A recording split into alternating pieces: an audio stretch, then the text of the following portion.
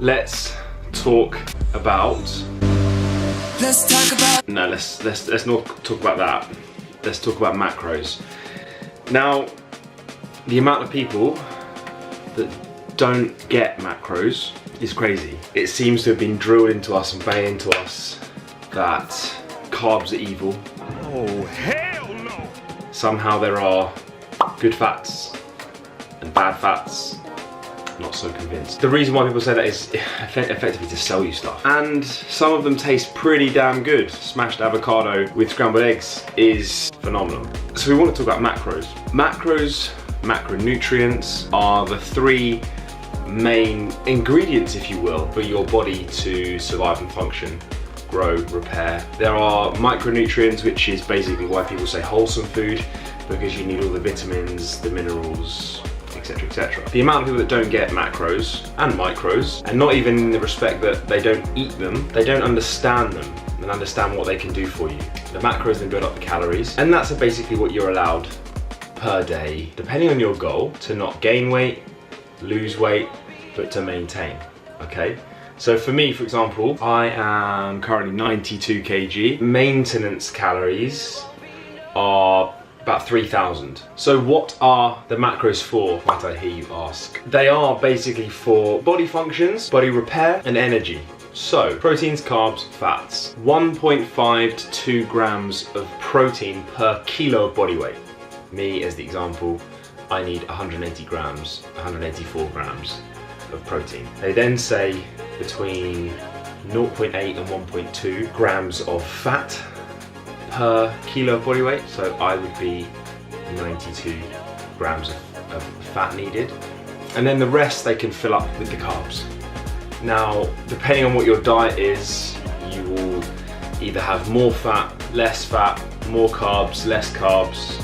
But the key is to keep the protein level at the same, the calorie level the same, and then the rest can kind of do what it wants in between, just depending on what you prefer.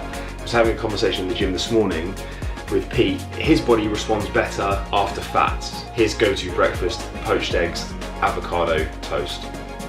John Hurst, other hand, he didn't have the same breakfast he normally does, which is porridge, carbs.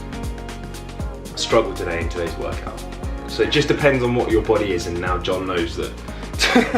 You know, John, to not eat fats before you work out, eat carbs.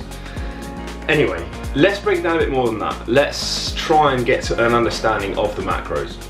Treat it like your car. We are going to explain macros in under a minute. They are what the body needs to function on all levels. They then build up and make your calories. Depending on whether you are over or under your calorie maintenance level, determines whether you will gain or lose weight. Now, break them down. Protein. It's like unlimited car servicing and repairs.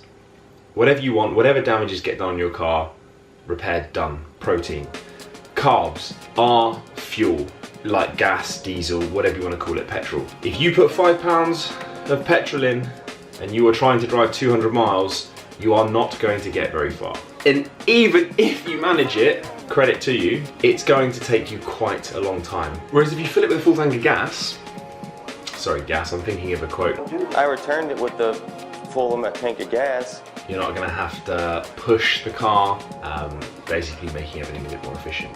Fats are like the electrics and fluids in the car, not necessarily essential for the day-to-day running of it, but if your windscreen is not clear and you don't have the fluids or the electrics to do the wipers, it's going to be quite difficult to see. If that starts to misfunction, the car still moves forward, just not as smoothly. You're going to get by. So that's how fats come into it. Macros explained with a car analogy. Your body needs fuel. Your brain needs fuel. Your brain needs, and your body needs 1,500 calories to function, pretty much lying flat. Don't quote me on it. Rough figures, especially for female athletes and females that are cutting, especially if going on stage and things like that. Their calories may actually be way less than that anyway, but they will all tell you, even if their Instagram accounts look like they're lying, that it's quite hard. Seeing quite a few people come onto the stages now, and if you follow their Instagram stories, you'll notice that they do feel like shit.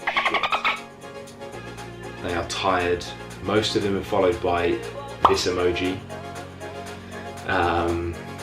Face is gone, etc, etc. Anyway, so that's where the trick is. And people seem to think, just cut all that out.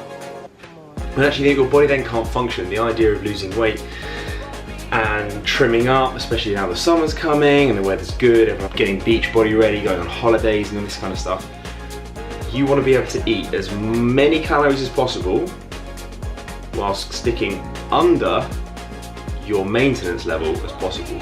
And my maintenance is 3,000, I think it's actually 3,100. So I'm going to try and come in at like 2.8 or 2.9 each day, which means across the course of the week it's 2,100 calories under, pretty much, between 1,400 and 2,100. There'll probably be numerous people that say, oh yeah, but I do keto and I have this high fat diet, blah, blah, blah. Fine, that works for you, but thinking about that analogy, that is how that works. If you decide that you want to up your fats and take away the carbs, again, carbs are fuel, and the quickest way to get fuel is to have carbs. It breaks down into glucose, which is then the easiest way for the body to use it. So hopefully that helps a little bit. If you want, comment below, slide into DMs, messages, email johnny@heatandeatlean.co.uk, right there. Send me your age, your weight, your height, age, weight, height, honest activity level, and that's pretty much it, I think, yeah. I will work out the calculations for you and then send them back to you to give you your maintenance. And then we can discuss roughly where you'd want to be for your optimum deficit. So when you're below your calorie intake is a deficit, and thus you will lose weight. Anyway, that's enough for me for now. By the way, all of our meals come with macros on the lids, so it's easy to track. Peace.